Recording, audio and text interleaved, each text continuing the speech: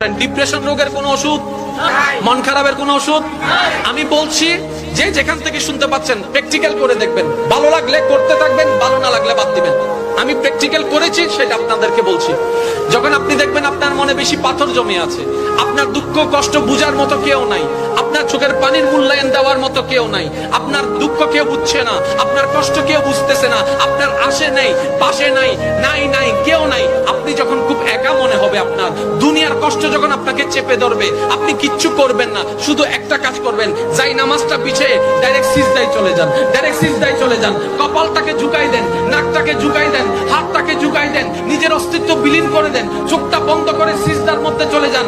আল্লাহর ওয়াস্তে করে বলছি, কিচ্ছু পড়া লাগবে না, শুধু সিজদার মধ্যে পড়তে থাকেন, সিজদায় পড়ে থাকেন, কান্না করতে থাকেন। ওনাকে বুঝান যিনি আপনি না বললেও সবকিছু বুঝে, ওই রবকে জানান যিনি আপনি না জানালেও সবকিছু জানে।